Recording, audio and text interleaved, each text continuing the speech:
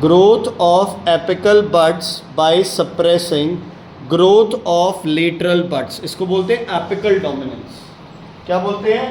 Apical dominance. देखो बच्चे, एक प्लांट दो वे में ग्रो करता है, एक ऐसे और एक ऐसे, ठीक है। सीधा ग्रो करेगा due to which buds? Apical buds. और साइडवेज ग्रो करेगा due to which bud? Lateral bud, ठीक है। तो एपिकल डोमिनेंस का मतलब है प्लांट सीधा सीधा बढ़ रहा है, साइडवेज ग्रोथ बहुत कम कर रहा है। जैसे sugar cane, bamboo, coconut, date, palms, ये क्या करते हैं? सीधे ग्रो करते हैं, साइडवेज ग्रोथ क्या करते हैं बच्चे? बहुत ही कम करते हैं। समझ आ गई? क्लियर? उसके बाद देखो parthenocarpy, partheno, parthenocarpy, parthenocarpy, parthenocarpy, development of fruit without fertilisation. Development of fruit without fertilisation और सीड्स और embryo. Development of fruit without fertilisation और सीड्स और embryo. Development of fruit without fertilisation और seeds और embryo, ठीक है। Dormancy तो सबको पता है क्या होती है? स्लीपिंग स्टेट, इनएक्टिव स्टेज, जिसमें कोई भी चीज एक्टिव नहीं होती है उसको आप क्या बोलते हो? डॉर्मेंसी, ठीक है भारतेंद्र जी, क्या बोलते हैं उसे? डॉर्मेंसी, ठीक है। जो भी तू समझ रहा है डॉर्मेंसी सही है। क्लियर है? कोई दिक्कत, कोई परेशानी? ठीक है। तो पहला प्लांट हार्मोन लिखेंगे बच्चे जिसका नाम है ऑक्सिन। क्या नाम है? ऑक्सिन्स, ऑक्सिन्स या ऑक्सिन्स। जो केमिकल कॉम्पोजिशन होती है ऑक्सिन की वो होती है IA, मतलब इसको बोलते हैं इंडोल 3 एसिटिक एसिड। कई बार ये डेफिनेशन आ जाती है कि IAA कौन सा हार्मोन है? ऑक्सिन। फुल फॉर्म बताओ? Indole 3 acetic acid. Charanjot ji very very important, note करते हैं। इंडोल 3 एसिटिक एसिड, ठीक है। कोई दिक्कत, कोई प्रॉब्लम? आगे बढ़े? ओके। ऑक्सिन जो होता है, देखो यार, ग्रोथ रेगुलेटर किसे कहते हैं? जो ग्रोथ इंक्रीज करता है या डिक्रीज करता है? दोनों। कौन था दोनों वाला? ये कह रहा है रेगुलेशन का मतलब होता है दोनों, इंक्रीज या डिक्रीज। यस, रेगुलेशन का मतलब होता है प्रॉपर अमाउंट में, चाहे इंक्रीज करना पड़े चाहे डिक्रीज करना पड़े, this is not a problem, but होना क्या चाहिए? प्रॉपर अमाउंट में। ग्रोथ प्रमोटर क्या होता है? इंक्रीज करना। ग्रोथ इनहिबिटर क्या होता है? डिक्रीज करना। ग्रोथ रेगुलेटर क्या होता है? इंक्रीज भी हो सकता है और डिक्रीज भी हो सकता है।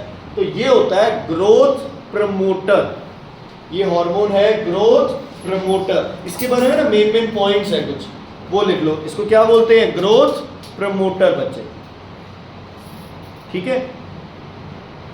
ओके, अब ग्रोथ प्रमोशन कैसे हो सकती है? तुम्हारी बॉडी कैसे ग्रो कर सकती है? एक तो हाइट बढ़ जाए, एक तुम क्या करो? मोटे हो जाओ, है ना। तो ग्रोथ प्लांट में कई तरीके से हो सकती है। पहली ग्रोथ हो सकती है नंबर ऑफ सेल्स क्या करे? इंक्रीज, तो प्लांट का साइज क्या करेगा? बढ़ेगा। दूसरा है जो सेल है वो सेल खुद क्या हो जाए? बड़े हो जाए, तो भी प्लांट का ग्रोथ होगा। तो ये क्या करता है? ये सेल को डिवाइड नहीं करता, सेल को क्या कर देता है? बड़ा कर देता है। तो लिखो causes cell elongation slash enlargement slash differentiation। दोबारा लिख लो, causes cell elongation slash enlargement स्लैश elongation enlargement slash differentiation। Different लिख के IATION, डिफरेंट लिख के IATION, डिफरेंशिएशन, ठीक है। सेल एनलार्जमेंट और एलोंगेशन तो एक ही बात है। एनलार्जमेंट होता है हर तरफ से सेल का बड़ा होना, एलोंगेशन होना है सेल का खिंच जाना बच्चे, और डिफरेंशिएशन होना है अभी जो वर्क सेल कर रहा है ना, भी सेल को अलग अलग काम दे दिया जाता है। जैसे तुमने पढ़ा था जाइगोट क्या है, एक ही सेल है, मेल और किससे बना है, फीमेल से, लेकिन फिर वो जाइगोट आगे से आगे डिवाइड होगा, जब 200 300 400 500 सेल्स हो जाएंगे तब 100 सेल्स ये काम करेंगे, 100 ये करेंगे, 50 ये करेंगे, 10, तो ये क्या हो गया, वर्क डिफरेंशिएशन। ये जो सेल की डिफरेंशिएशन है ये कौन कराता है, ऑक्सिन। कौन कराता है, ऑक्सिन। ठीक है। अच्छा, प्लांट सेल जो है वो पिचक सकता है या एनिमल सेल पिचक सकता है? पिचकने का मतलब समझ रहे हो ना, जैसे आपके पास लेदर बॉल है, प्लास्टिक बॉल है, हार्ड प्लास्टिक, उसको आप प्रेस कर सकते हो? नहीं। और एक जो स्माइली बॉल होती है उसको प्रेस कर सकते हो। तो प्लास्टिक और स्माइली बॉल में से कौन सी एनिमल सेल है, कौन सी प्लांट सेल है? प्लास्टिक वाली, जो हार्ड प्लास्टिक वाली वो प्लांट सेल है। क्यों? सेल वॉल है, सेल वॉल इज रिजिड, तो सेल एलोंगेट कर ही नहीं सकता क्योंकि सेल वॉल क्या है, बहुत ज्यादा रिजिड है। तो ये ऑक्सीजन सबसे पहले क्या करेगा, सेल वॉल को क्या करेगा, ब्रेक, खत्म हो जाएगी, तो सेल ही मर जाएगा, सॉफ्टन करेगा, है ना। तो लिखो softens the cell wall, softens the cell wall या makes the cell wall elastic, softens the cell wall या makes the cell wall elastic। कौन करता है इसको, ऑक्सीजन। कौन करता है इसे, कौन करता है इसे, ऑक्सीजन। ठीक है। अब ऑक्सीजन बनता कहाँ पे है,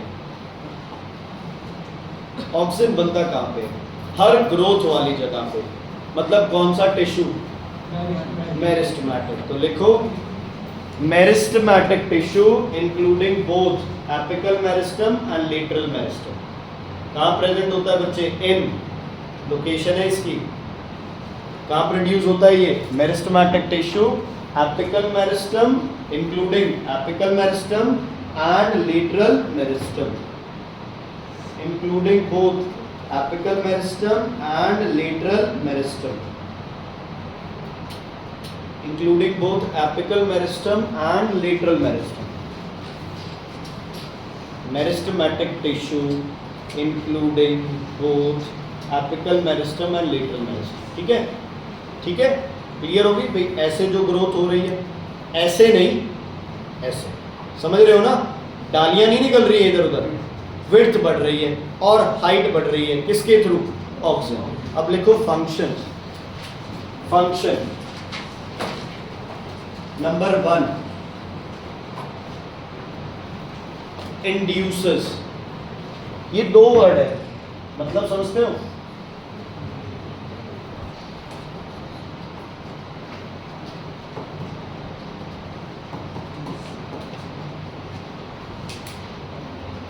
इंड्यूसेस और इनहिबिट का क्या मतलब है। इंड्यूसेस मतलब करवाना, बढ़ाना चीज को, इनहिबिट मतलब क्या करना, कम कर देना, है ना। इनहिबिट मतलब क्या कर देना, कम कर देना। क्लियर है बच्चे, ओके। तो पहले लिखो इंड्यूसेस एपिकल डोमिनेंस। अब तुम्हें पता है एपिकल डोमिनेंस क्या है, सीधा सीधा ग्रो करना, साइडवेज ग्रोथ क्या होना प्लांट की, कम से कम। Number 2 induces parthenocarpy, induces parthenocarpy, समझ रहे हो ना, पार्थिनोकार्पी, विदाउट फर्टिलाइजेशन फ्रूट बन जाए। अच्छा कोई एग्जांपल दो जिसमें सीड्स ना हो। बनाना, ग्रेप्स भी आते हैं आजकल सीडलेस, पपाया आता है सीडलेस, ऑरेंजेस हो गए हैं सीडलेस, एप्पल में तो होता है सीडलेस, एप्पल भी आ गए, पर एप्पल भी है, पार्थिनोकार्पी एप्पल भी है एग्जाम। मैंगो सीड होता है यार, गुठली कितनी बड़ी है, सीडलेस मैंगो मैंने नहीं सुना बच्चे, सॉरी।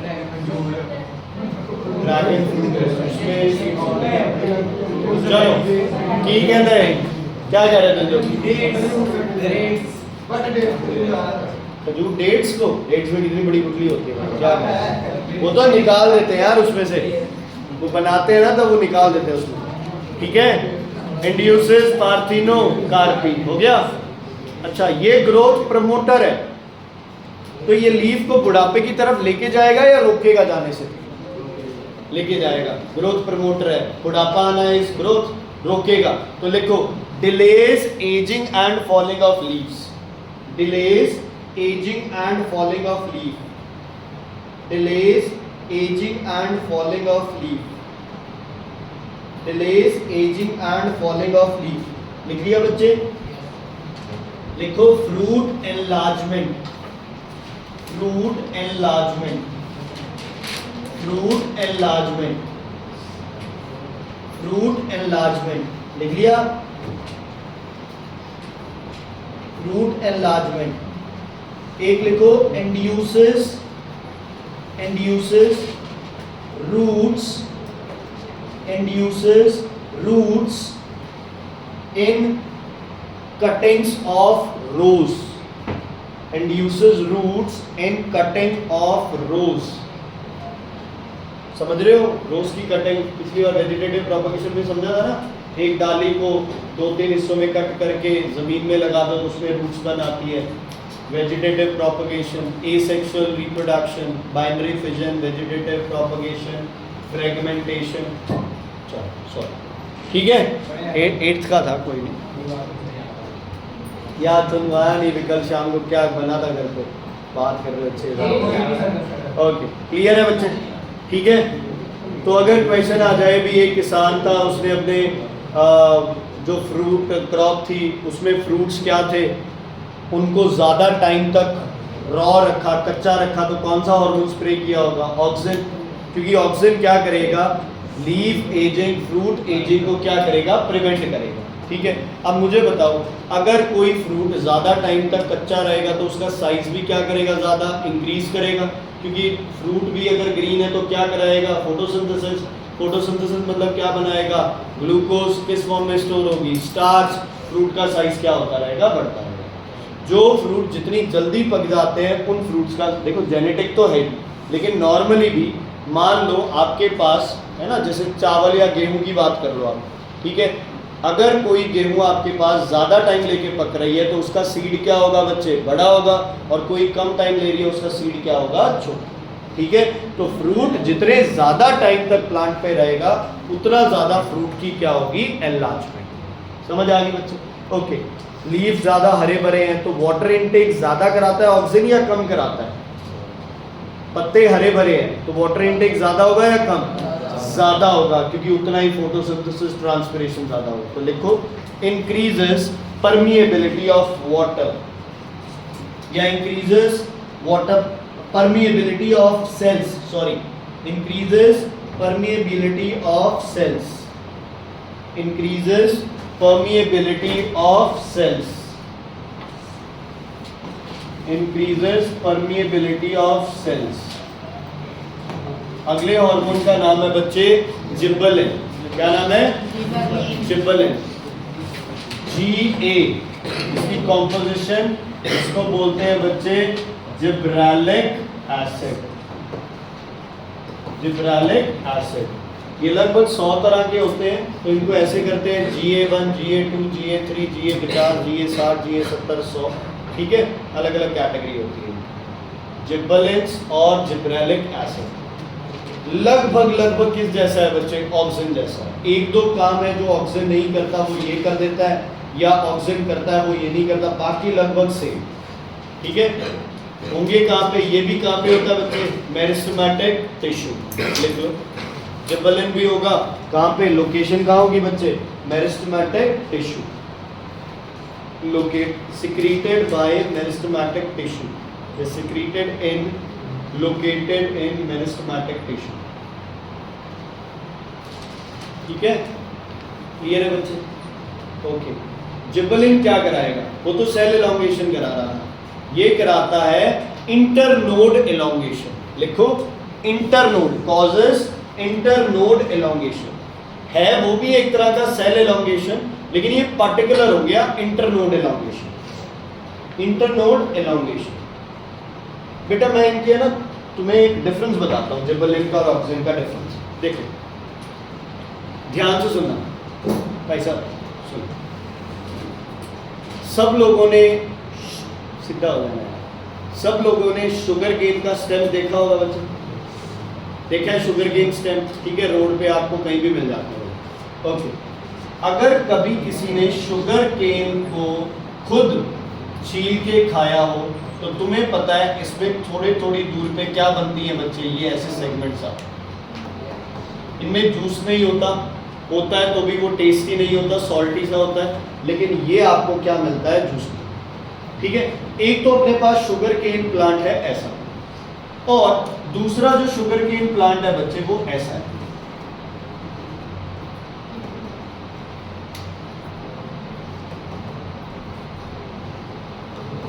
पहले और दूसरे में से कौन सा सही है बच्चे?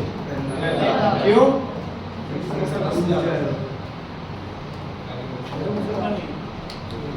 लेंथ तो दोनों में सेम है। अच्छा मान लो ये वाली चीज इसमें पतली हो लेकिन हो सेम, मान लो जूस दोनों में सेम है, फिर भी कौन सा बेटर है? पहले तो जूस दोनों में सेम हो ही नहीं सकता, फिर भी अगर हो तो कौन सा बेटर है बच्चे? ये। इसको बोलते हैं क्या बच्चे? इंटरनोड। क्या बोलते हैं? इंटरनोड। जब भी गन्ने को बच्चे लगाया जाता है तो क्या किया जाता है, उसे यहाँ से और यहाँ से कट करके और जमीन में लगा दिया जाएगा। तो यहाँ से क्या होती है, यहाँ पे क्या होती है? बड होती है ना, पंजाबी में आप अख कह देते हैं, है ना। यहाँ क्या होती है? बड होती है यहाँ पे। यहाँ से आपको क्या मिलेगा? एक नया प्लांट मिलेगा। क्या मिलेगा? नया प्लांट। तो ये दो बड्स के बीच की जगह होती है, इसको क्या बोलते हो आप? इंटरनोड। क्या बोलते हो? इंटरनोड। जैसे कि प्लांट में एक डाली यहाँ पे है ना, दूसरी यहाँ पे है, तो ये वाला डिस्टेंस क्या हो गया? इंटरनोड। क्या हो गया? क्या हो गया? इंटरनोड। अगर प्लांट की हाइट अच्छी चाहिए तो इंटरनोड का डिस्टेंस क्या होना चाहिए? ज़्यादा। क्या होना चाहिए? क्या होना चाहिए? ज़्यादा। ओके। आप लोग खेतों में गेहूं कनक होता है अपने यहाँ नॉर्मली, उसमें इंटरनोड का डिस्टेंस ज्यादा होना चाहिए या कम? इंटरनोड का डिस्टेंस ज्यादा होना चाहिए या कम? कम। क्यों? शर्म आनी चाहिए यार, शहर वाले बता रहे हो और तुम मूर्ख, तुमसे नहीं बोला जा रहा। ज्यादा ग्रेन्स आएंगे। Very good. बताओ इंटरनोड लेंथ कम होनी चाहिए ज्यादा? कम होनी चाहिए। प्लांट क्या रहेगा? छोटा रहेगा। प्लांट छोटा रहेगा तो हवा आएगी तो प्लांट गिरेगा नहीं। और इंटरनोड मान लो अगर लेंथ कम हो रही है तो क्या बढ़ जाएगी? विड्थ बढ़ जाएगी। प्लांट क्या हो जाएगा? स्ट्रॉन्ग। जो खाना प्लांट की हाइट में चल रहा था वो खाना कहाँ पे जाएगा बच्चे? उसके सीड्स में स्टोर होगा और प्रोडक्शन क्या हो जाएगी? ज्यादा। ठीक है। लेकिन अगर तुमने चारे के लिए कोई चीज लगाई है ना, तो उसकी ग्रोथ क्या होनी चाहिए बच्चे? ज्यादा। तो वहां पे ऑक्सीजन और जिबरेलिन क्या होते हैं प्लांट में? अगर आपको बाहर से देने पड़े तो आप क्या दोगे? ऑक्सीजन ज्यादा दोगे ताकि उसकी लेंथ बढ़े। समझ आ गई? तो इंटरनोड भी हो गया। बैम्बू के अंदर भी इंटरनोड लेंथ बड़ी होनी चाहिए। ठीक है। प्लांट को लंबा बढ़ना है तो सेल भी बढ़ने चाहिए और इंटरनोड भी लेंथ क्या होनी चाहिए? बड़ी होनी चाहिए। क्लियर है बच्चे? ओके। इसके फंक्शंस लिखो। नंबर 1 सेम है, induces apical dominance, induces parthenocarpy, induces apical dominance, induces parthenocarpy, induces apical dominance, दूसरा induces parthenocarpy, induces apical dominance, induces parthenocarpy. हो गया बच्चे? Induces apical dominance, induces parthenocarpy हो गया। तो तीसरा लिखो, delays leaf ageing and falling, delays leaf ageing and falling. Same ही है ना बच्चे? सेम ही चल रहा है। अब आता है different. Breaks seed dormancy, breaks seed dormancy, breaks seed dormancy, break seed dormancy. इसका बच्चे मैं ना आपको एक एग्जाम्पल बताता हूँ और ये प्रैक्टिकली मैंने खुद ये टेस्ट किया हुआ है। ठीक है। लास्ट टू लास्ट ईयर की बात है। क्या होता है कि कॉटन के जो सीड्स हैं अगर आप उनको सो कर दो और अगर हल्की भी बारिश आ जाए तो वो क्या करते हैं, ऊपर की जो मिट्टी है वो हार्ड हो जाती है और कॉटन का सीड ग्रो नहीं करता, है ना। हम क्या बोलते हैं उसको, पंजाबी में कुछ बोलते हैं, करंड बोलते हैं ना, है ना, कि हो गया नरमा अपना करंड हो गया। क्यों? क्योंकि जो ऊपर की लेयर है वो क्या होगी? बहुत ज़्यादा हार्ड हो गई। इसके अपने अंदर इतना टर्गर प्रेशर नहीं है कि ये उसको तोड़ के और बाहर आ जाए। ठीक है। चलो ध्यान से सुनना। 20 तारीख को प्रेडिक्शन थी कि क्या आने वाली है? बारिश। और आजकल सिस्टम इतना बढ़िया हो गया बच्चे कि जो अपने को बताते हैं कि बारिश आने वाली, अपने तो 2-4 घंटे के आसपास लगभग बारिश नहीं तो बादल तो आते ही आते हैं ना। वेदर फोरकास्ट इतना बढ़िया। चलो 20th को बोला कि बारिश आएगी, सब कुछ तैयार था। और 17th को क्या करनी थी बच्चे, सॉरी 15th को क्या करनी थी, सोइंग करनी थी। क्या करनी थी 15th को, सोइंग करनी थी। कॉटन के सीड को लगभग बच्चे 5 से 6 दिन लगते हैं जर्मिनेट करने में। 5 से 6 दिन लगते हैं जर्मिनेट करने में। अगर 15 को सोइंग कर दी तो जिस दिन वो जर्मिनेट होके बाहर आने लगेगा उस दिन बारिश आ गई तो सारी की हुई मेहनत क्या हो जाएगी, जीरो। फिर दोबारा उसमें पानी दो और फिर दोबारा सब कुछ। ठीक है, तो हमने इसमें क्या किया था, हमने सिंपल कहते हैं ना एक एक्सपेरिमेंट किया। जिब्रेलिक एसिड आता है, कॉमनली आपको बाजार से मिल जाता है। हमने जो सीड्स थे उनको ट्रीट किया किसके साथ बच्चे, जिब्रेलिक एसिड के साथ। छाया में बढ़िया तरीके से सीड को सुखाया और फिर सोइंग कर दी। तो जो सीड 5 से 6 दिन में जर्मिनेट करते, वही सीड बच्चे 17 या 18 तारीख को, मतलब 19 तारीख तक सारे के सारे सीड्स प्रॉपरली जर्मिनेट कर गए थे। वो पहले दो पत्ते जो बाहर आते हैं वो पत्ते बाहर आ गए। 20 को आ गई बारिश, क्या दिक्कत होगी, कोई दिक्कत नहीं होगी।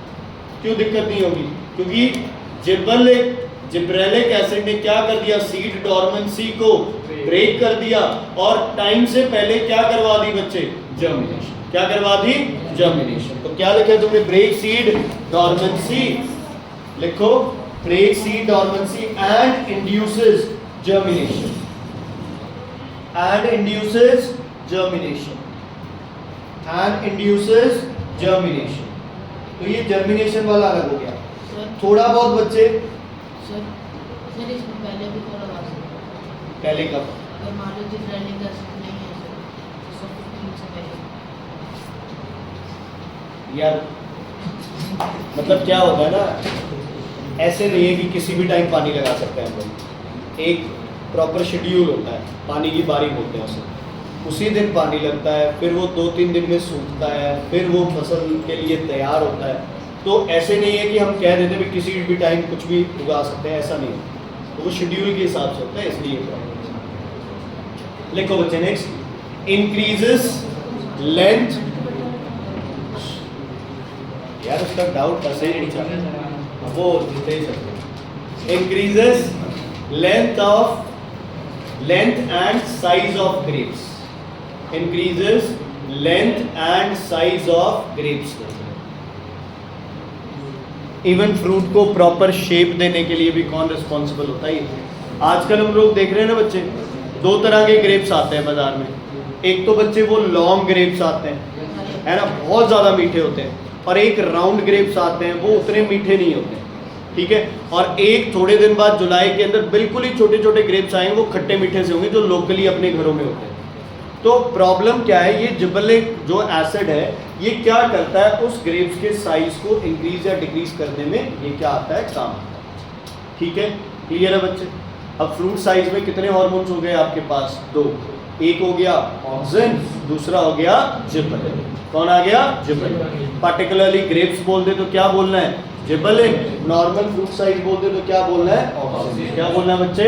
ऑक्सिन। ओके, अगला हार्मोन लिखो, साइटोकाइनेंस। Cytokinins, cytokinins. इसका कोई केमिकल नहीं करना तुमने, कोई केमिकल नहीं करना। Causes cell division, causes cell division. Cell division समझते हो? एक डिवाइड हो गए कितने बन गए? 2, 2 से 4 से 8, 16 ऐसे। ठीक है, गुड, वेरी गुड। ठीक है, तो ये किसके थ्रू होता है बच्चे? सेल डिवीजन कौन कराता है? साइटोकाइनेंस। लिखो, produced in roots, cytokinins produced in roots and transported to all parts of plant. Produced in roots and transported to all parts of plant. Produced in roots and transported to all parts of plant. ठीक है बच्चे, clear है? Okay, इसका थोड़ा सा अलग है ये भी प्लांट ग्रोथ प्रमोटर ही है, लेकिन इसका क्या करता है, इनहिबिट्स एपिकल डोमिनेंस। ये एपिकल डोमिनेंस को क्या कराता है, कम करता है। लिखो, इनहिबिट्स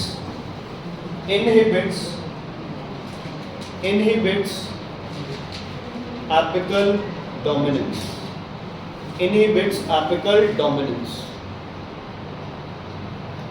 तो आपके राइस और इसको वीट को क्या चाहिए, ऑक्सीजन कम चाहिए, ज़्यादा, कम।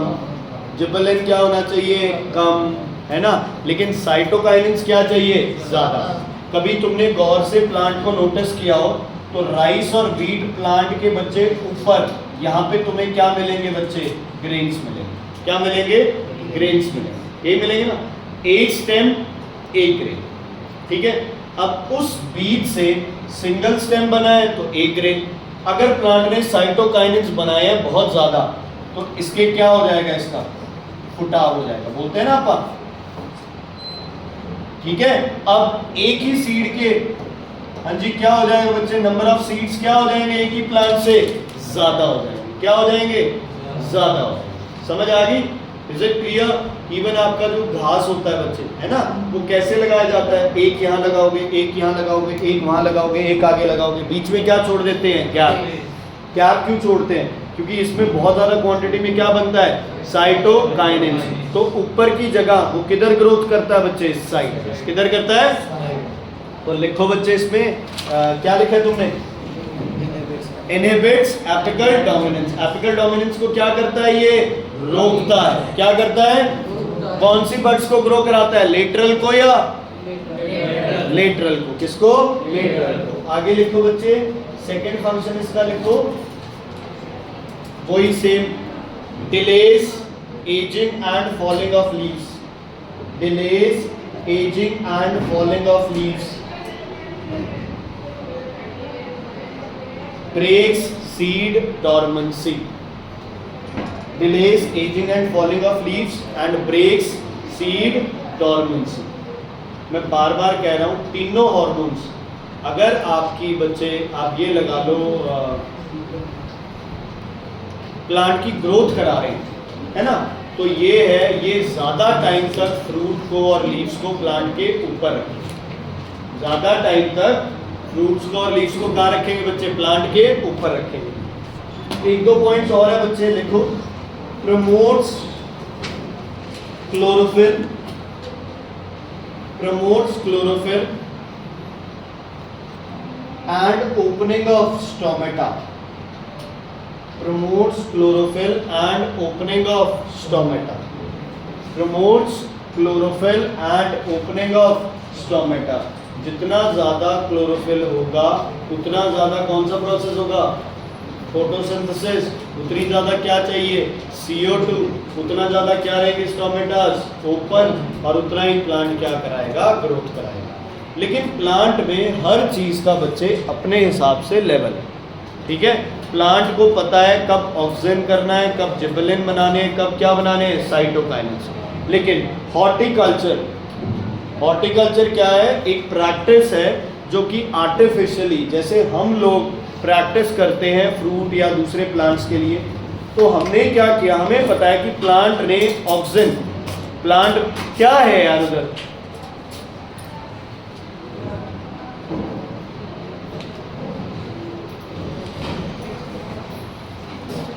प्लांट ने अगर ग्रोथ करनी है तो कौन सा हार्मोन दोगे प्लांट को, आप ऑक्सीजन दोगे, और क्या दोगे, जिबरेलिन दोगे। साइडवेज ग्रोथ करानी है तो कौन सा दोगे बच्चे, साइटोकाइनिन्स दोगे। कहाँ बनता है, रूट्स में। अच्छा, साइटोकाइनिन्स की स्प्रे से ज़्यादा उसे कहाँ डाला जाता है, ज़मीन में, ताकि उसे रूट एब्जॉर्ब करे और फिर जहाँ जहाँ जाने उसे अपने आप पहुँच जाए, ठीक है। तो ये तीन हार्मोन्स थे ग्रोथ प्रमोटिंग। अब जो दो हार्मोन्स हम करेंगे बच्चे, वो आपके होते हैं ग्रोथ रिटार्डिंग। क्या प्लांट को अपना ग्रोथ रिटार्ड भी करना पड़ता है कभी, कब, अब गर्मी बहुत ज्यादा है ना, अब प्लांट क्या करेगा, अपने ग्रोथ को रिटार्ड कर लेगा, क्योंकि इतनी गर्मी है, स्टोमेटास ओपन रहे तो क्या ज्यादा हो जाएगी, ट्रांसपिरेशन, पानी की कमी आ जाएगी। तो प्लांट अपने आप क्या करता है, चीज़ों को कंट्रोल करता है। इज इट क्लियर बच्चे? कल फिजिक्स और क्या होमवर्क है धृति, बताओ? कल फिजिक्स और केमिस्ट्री दोनों की बुक्स होनी चाहिए यहाँ पे, ठीक है? एक्सरसाइज निपटा देंगे, सुबह ट्यूशन है 8 बजे।